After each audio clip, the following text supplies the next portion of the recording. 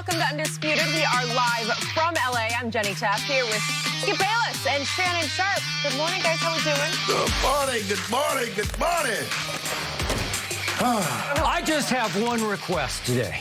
Could we please not talk about the Dallas Dunn boys today? Because they are so done. They do not deserve my breath anymore. I don't want to waste my breath on the Dunn boys anymore. No, that's your team.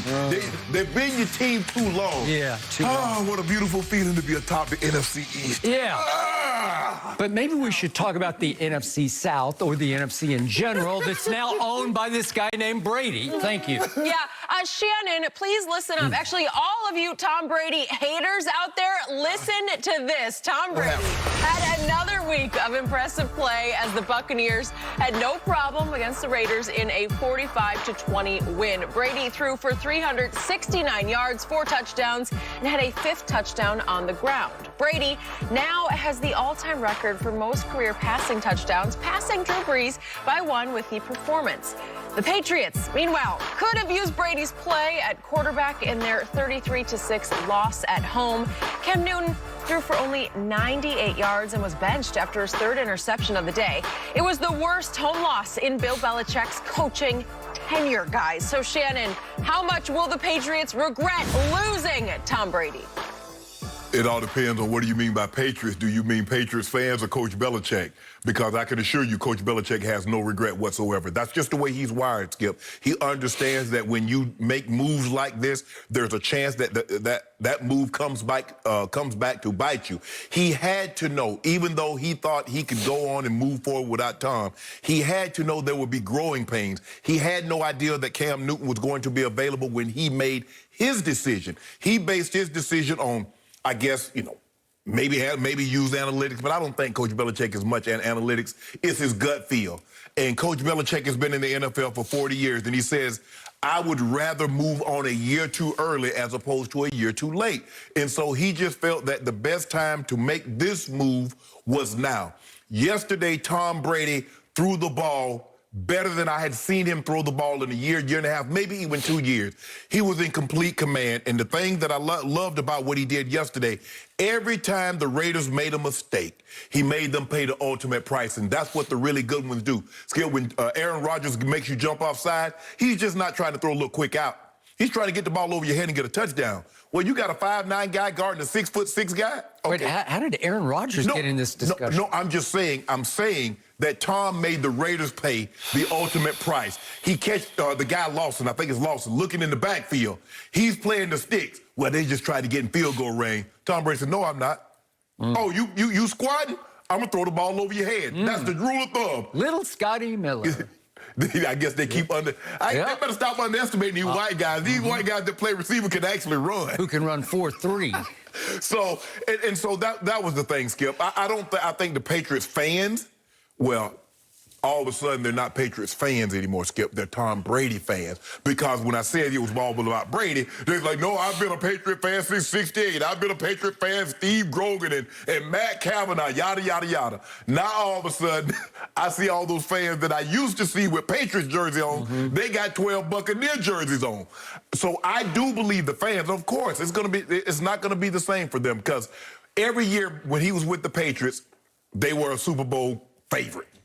Now, that's not going to be the case. So the question was, do the Patriots miss him? Coach Belichick doesn't, but I believe the fans and some of those guys in that locker room, they absolutely miss him because they're not used to having this many losses.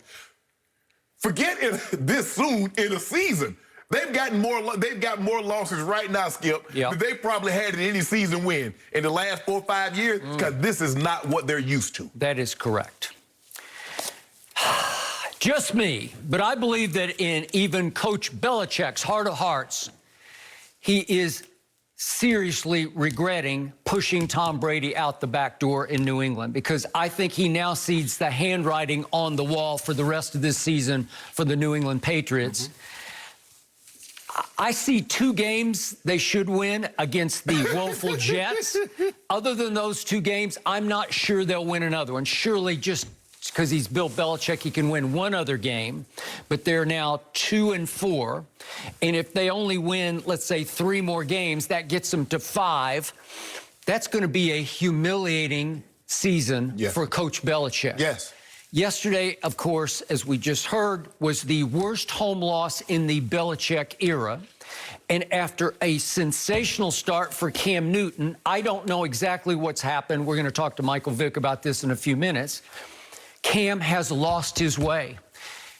He doesn't look the same since COVID diagnosis. That's correct, but he's gone 5 straight games in which his stats have fallen precipitously, and now over the last 2 games, post-COVID diagnosis, he's got 0 touchdowns to 5 interceptions, and 5 times he has been sacked. And they had no chance yesterday at home against a quarterback that Belichick basically gave away, and Jimmy G, to Kyle Shanahan and the 49ers.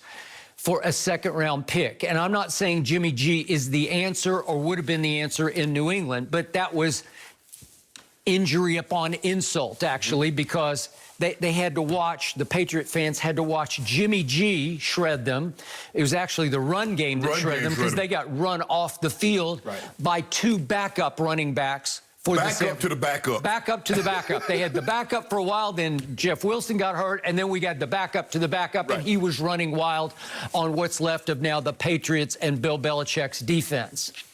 Meanwhile, out in Las Vegas, guess what, ladies and gentlemen? Tom Brady has officially entered the MVP race in the National Football League. It was one of those days and a night in which Russell Wilson threw 3 interceptions. We're going to talk about that in a few. 2 horrible. Yeah, 2 of them were just horrible. So he took a step back and lost to Kyler Murray, who probably took a step forward, and maybe he's about to enter in the MVP race.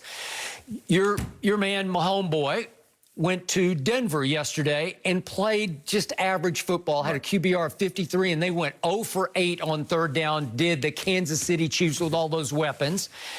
And your man, Aaron Rodgers, we know just a week ago at Tampa Bay, which I call Tampa Bay now, stunk it up with 2 near pick sixes and almost 4 interceptions and got blown off the field 38-10. He redeemed himself a little bit yesterday at Houston. We're also going to talk about that in a few minutes. But right now, I just want to talk about the masterpiece that Brady put on yesterday and has continued to put on since he finally started to figure out the new Bruce Arians system.